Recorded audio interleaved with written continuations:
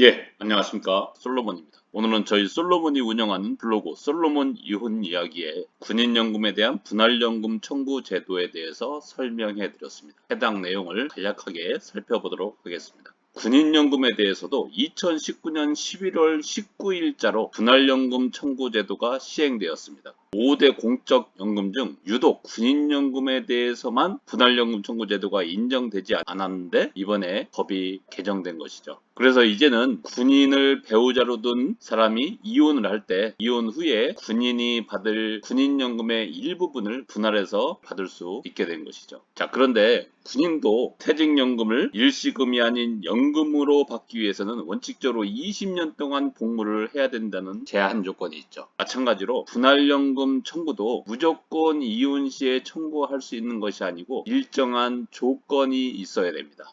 총 3가지 요건이 필요한데 그 분할연금 청구할 수 있는 자격 요건에 대해서 설명을 드리도록 하겠습니다. 첫 번째 요건, 혼인기간 중에 재직기간이 5년 이상이 되어야 합니다. 따라서 혼인기간이 채 5년이 안 된다 또는 5년 이상이 되더라도 혼인기간 중 배우자가 군인으로 재직했던 기간이 5년이 안 되는 경우에는 분할연금을 청구할 수 없죠. 이때 5년이라는 기간을 계산할 때는 별거나 가출 등으로 인해서 혼인관계가 실질적으로 존재하지 않았다고 인정되는 기간은 제외됩니다. 구체적으로 실종기간, 주민등록법상 거주불명으로 등록된 기간 또는 당사자 간의 합의나 재판에 의해서 혼인관계가 실질적으로 존재하지 않았다고 인정된 기간을 말하죠. 자, 그리고 두 번째 요건. 분할연금 청구는 반드시 이혼 후에만 청구할 수 있고 그 이혼을 2019년 11월 19일 이후에 했어야 합니다. 상담하다 보면 아이들 때문에 이혼은 하고 싶지 않은데 배우자가 받는 군인연금만 분할해서 받고 싶다는 분들이 간혹 계세요. 하지만 소득과 현금이 없다는 전제하에 부양료 청구 소송을 해서 배우자가 받는 군인연금 일부를 부양료 받아내는 방법을 제외하고는 이혼하지 않은 상태에서 군인연금을 분할해서 연금을 받을 수는 없습니다. 그리고 다시 한번 말씀드리지만 부칙에 2019년 11월 19일 이후에 이혼한 경우에만 분할연금 청구가 가능하다라고 규정하고 있기 때문에 반드시 이혼은 이혼 날짜 이후에 했어야 됩니다. 이런 점이 국민연금하고 차이가 있습니다. 국민연금은 이혼 일자와 상관없이 분할연금 청구가 인정이 되죠.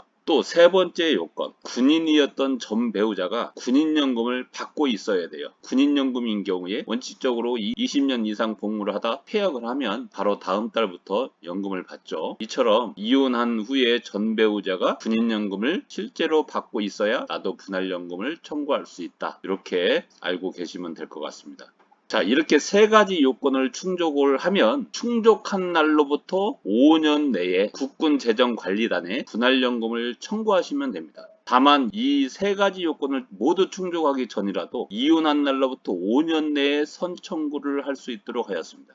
정리를 하면 이혼한 날로부터 5년 내에 선청구, 그 기간을 놓쳤다 그러면은 3가지 요건을 모두 충족한 날로부터 5년 내에 청구를 하셔야 되고 그 2개의 기간을 놓쳤다 그러면은 분할연금 청구를 영원히 할 수 없습니다. 따라서 이 기간 준수를 잘 하셔야 됩니다. 자, 그럼 이렇게 청구를 하면 내가 얼마만큼의 분할연금을 받을 수 있느냐? 이거는 공식이 있습니다. 자, 공식을 말씀을 드리면 군인이었던 전 배우자가 받을 군인연금이 있겠죠. 자, 거기에다가 총 재직기간 분의 혼인기간 중 재직기간. 그러니까 이분이 복무를 30년을 했는데 혼인기간 중에 복무했던 기간은 20년이다. 그러면 30분의 20을 곱하는 것이죠. 거기다 분할 비율 50%를 곱하면 내가 받을 수 있는 분할연금 액수가 산출이 됩니다. 여기서 분할 비율 50%는 당사자 간의 합의가 없거나 재판 등에 의해서 정해진 바가 없을 때 적용되는 비율이죠. 따라서 나는 이 비율보다 더 많이 받고 싶다 또는 이 비율보다 적게 주고 싶다 그러면은 당사자 간의 합의를 해보시고 합의가 안 된다 그럼 소송을 통해서 비율을 정하시면 됩니다.